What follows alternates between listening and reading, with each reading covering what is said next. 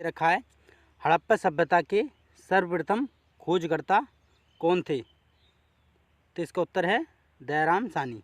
दयाराम साहनी जो है हड़प्पा सभ्यता के सर्वप्रथम खोजकर्ता माने जाते हैं। प्रश्न नंबर 2 की बात की जाए तो हड़प्पा सभ्यता की खोज किस वर्ष हुई थी? तो हड़प्पा सभ्यता की खोज 1921 ईस्वी में हुई थी। प्रश्न नंबर 3 की बात की जाए तो 3 में दे रखा है, हड़प्पा सभ्यता की किस नदी के किनारे स्थित है? तो हड़प्पा सभ्यता रावी नदी के तट पर है। ठीक है। प्रश्न नंबर 4 की बात की जाए तो मोहनजोदड़ो में सबसे बड़ा इमारत कौन थी? तो ये थी ग्रेट ग्रेनरी। प्रश्न नंबर 5 की बात की जाए तो सिंधु घाटी सभ्यता को हड़प्पा सभ्यता किसने नाम दिया? तो ये हमारे जॉन मार्शल ने नाम दिया था हड़प्पा सभ्यता को। सिंधु घाटी सभ्यता के हड़प्पा सभ्यता जो नाम दिया था ये जॉन मार्शल ने दिया था। प्रश्न नंबर 7 की बात की जाए तो सिंधु घाटी सभ्यता में खोजा गया सर्वप्रथम स्थल है। तो सर्वप्रथम स्थल कौन सा है? ये हड़प्पा, जो बहुत बार रिपीट हुआ है। ये बहुत प्रश्न आते हैं, अधिकतर प्रश्न देखने को मिलते हैं हमें एग्जामों में, वनडे एग्जाम में बहुत ज़्यादा मिलते हैं। प्रश्न नंबर 7 की बात की जाए तो हड़प्पा कालीन नगरों में कौन सा नगरीय स्थल मृतकों के टीले के नाम से जाना जाता है? तो ये मोहनजोदाड़ो, जो मृतकों के टीले के नाम से जाना जाता है।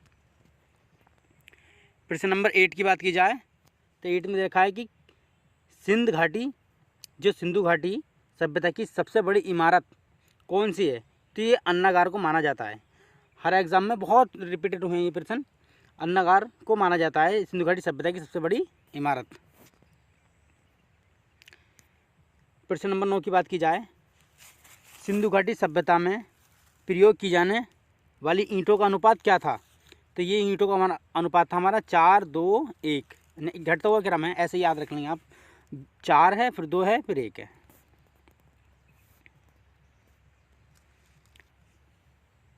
प्रश्न नंबर 10 की बात की जाए, हड़प्पा सभ्यता का सबसे मान्यता प्राप्त काल कौन सा है?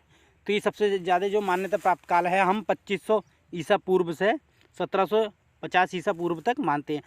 कई किताबों में अलग अलग दे रखा है, मगर एग्जामों ने जो एनसीईआरटी ने जो माना है तो हमारे यही माना है 1500 ईसा पूर्व से 1750 ईसा पूर्व तक। प्रश्न नंबर 11 की बात की जाए तो 11 में दे रखा है, मोहनजोदड़ो का शाब्दिक अर्थ क्या है? तो यह है मृतकों का टीला, क्योंकि यहाँ से कंकाल प्राप्त हुए थे, इसी वजह से मोहनजोदड़ो का नाम जो है मृतकों का टीला रख दिया गया। प्रश्न नंबर 12 की बात की जाए तो 12 में दे रखा है, हड़प्पा कालीन स्थलों में से अभी तक किस धातु की प्राप्ति नहीं हुई है? तो ये हुई हमारे लौह धातु की प्राप्ति नहीं हुई है।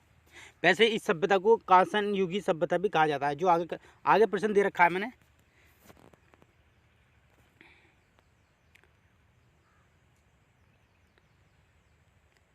प्रश्न है, मैंने प्रश्न इस पर डाला नहीं था, धोलावीरा पुरातात्विक स्थल किस राज्य में स्थित है? तो ये हमारे गुजरात में है। हड़प्पा कालीन मोहरों का सर्वाधिक प्रचलित आकार क्या था? तो ये मोहरें जो थी हमारी वर्गाकार थी। भारत में चांदी के साक्ष्य सर्वप्रथम किस सभ्यता से प्राप्त होते हैं? देखिए मतलब पीछे जो दिया था वो लोहा मतलब अभी तक प्राप्त नहीं हुआ है। हड़प्पा सभ्यता में अभी तक हमें लोहा प्राप्त नहीं, मगर इसमें देखिए क्या रखा है, भारत में चांदी के साक्ष्य सर्वप्रथम किस सभ्यता से प्राप्त होते हैं? ये देखिए चांदी जो प्राप्त होते हैं हड़प्पा सभ्यता से प्राप्त होते हैं, बहुत पुरानी है। हड़प्पा काल की मुद्रा में मुख्यतः किस पदार्थ का प्रयोग किया जाता था? तो ये सेल खड़ी। ठीक है।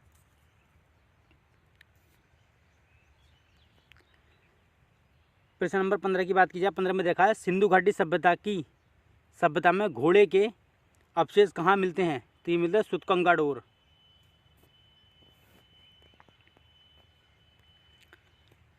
प्रश्न नंबर 16 की बात की जाए तो दे रखा है, सिंधु घाटी स्थल कालीबंगा किस प्रदेश में स्थित है? तो ये हमारे राजस्थान में। प्रश्न नंबर 17 की बात की जाए तो 17 में दे रखा है, सिंधु घाटी सभ्यता के लोगों का मुख्य व्यवसाय क्या था? तो ये था हमारा व्यापार और कृषि।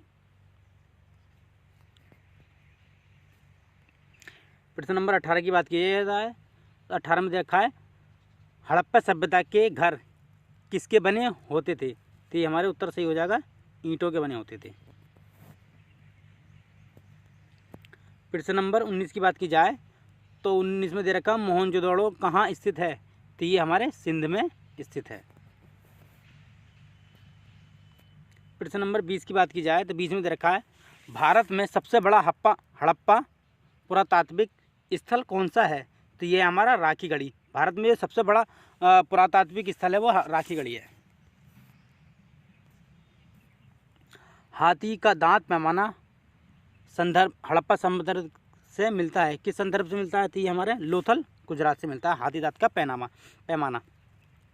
प्रश्न नंबर 22 की बात की जाए हड़प्पा स्थल से पक्की मिट्टी का पैमाना प्रतिवेदित है? तो ये कालीबंगा से प्रतिवेदित है। प्रश्न नंबर 23 की बात की जाए सिंधु घाटी सभ्यता का कौन सा स्थल लूनी नदी के तट पर स्थित है? तो ये हमारा धौलावीरा जो है क्या बोलते हैं, लूनी नदी के तट पर है।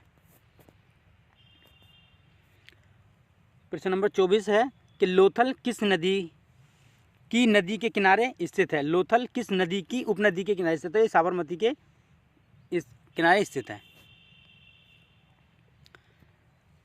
प्रश्न नंबर 25 है किस पुरातात्विक निर्देश के में हड़प्पा सभ्यता का ज्ञान प्राप्त हुआ? तो ये हमारा जॉन मार्शल के अध्यक्षता में हमें मतलब हड़प्पा सभ्यता का ज्ञान प्राप्त हुआ था। हड़प्पा सभ्यता किस युग की थी?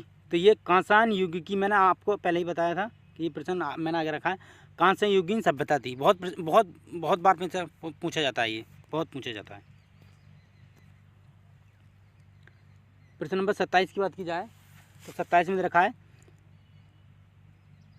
सिंधु घाटी सभ्यता का कौन सा स्थल चतुर्भुज के रूप में स्थित है? तो ये हमारा धौलावीरा चतुर्भुज के रूप में स्थित है। ये है सिंधु घाटी सिंध प्रदेश में आग में पकी मिट्टी की मूर्ति मिली है, इन्हें क्या कहा जाता था? तो ये टेराकोटा कहा जाता था। प्रश्न नंबर 29 दे रखा है एक मोहर जिस पर पशुपति शिव की मूर्ति बनी है किस स्थान से प्राप्त हुई है? तो ये मैं मोहनजोदड़ो से प्राप्त हुई है। प्रश्न नंबर 30 की बात की जाए तो 30 में दे रखा है इस सिद्धांत का किसने प्रतिपादित किया कि हड़प्पा के लोग शिव की पूजा करते थे? तो ये जॉन मार्शल ने प्रतिपादित किया कि हड़प्पा सभ्यता के लोग शिव की पूजा करते थे। प्रश्न नंबर 31 की बात की जाए दयाराम साहनी ने हड़प्पा सभ्यता का पतन मुख्य कारण माना? तो ये भूगर्भिक परिवर्तन को माना। प्रश्न नंबर 32 की बात की जाए तो हड़प्पा नामक पुरास्थल किस सभ्यता से संबंधित है? तो ये हमारा सिंधु घाटी सभ्यता से संबंधित है। प्रश्न नंबर 32 की बात की जाए तो 32 में दे रखा है कि हड़प्पा सभ्यता की लिपि कैसी थी? तो ये भाव चित्रात्मक लिपि थी जो अभी तक पढ़ी नहीं गई है।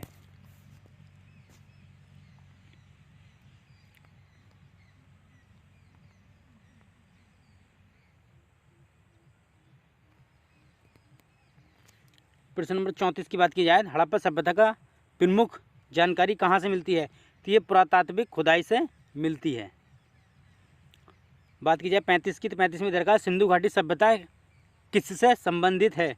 तो यह ऐतिहासिक युग से संबंधित है।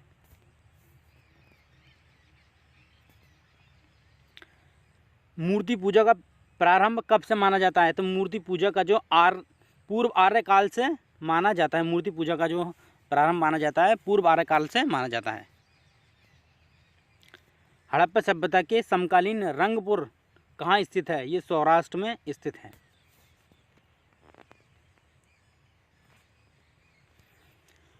प्रश्न नंबर 38 है कि मोहनजोदड़ो और हड़प्पा सभ्यता की खुदाई किसकी देखरेख में की गई थी? तो ये देखरेख में की गई थी सर जॉन मार्शल।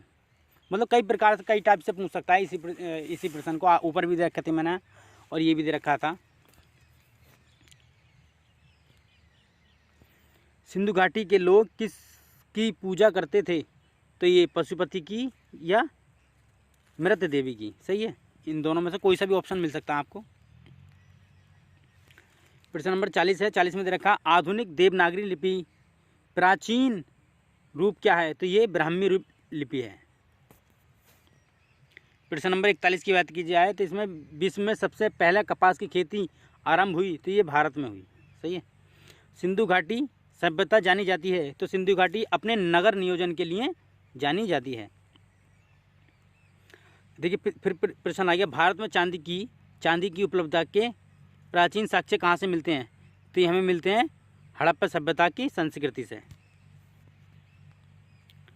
प्रश्न नंबर 44 की बात की जाए, 44 में देखा है कि हड़प्पा सभ्यता के अंतर्गत हल से जुते हुए खेत का साक्ष्य कहाँ मिलता है, तो कालीबंगा से मिलता है। प्रश्न नंबर 45 की बात की जाए तो 45 में दे रखा है हड़प्पा का कौन सा नगर 3 भागों में विभक्त था, तो ये धोलावीरा। प्रश्न नंबर 46 की बात की जाए, सिंधु घाटी सभ्यता की नगर नियोजन पद्धति किस पर आधारित थी, तो ग्रिड पद्धति पर या जाल पद्धति पर आधारित थी। प्रश्न नंबर 47, सिंधु घाटी सभ्यता किस स्थल से हाथ से बने हुए सूती कपड़ों की प्राप्ति हुई है, तो मोहनजोदड़ो से प्राप्त हुई है। तो आज का सेशन हम इतना ही रखते हैं। नेक्स्ट सेशन में हम अगले प्रश्नों से शुरू करेंगे, ठीक है।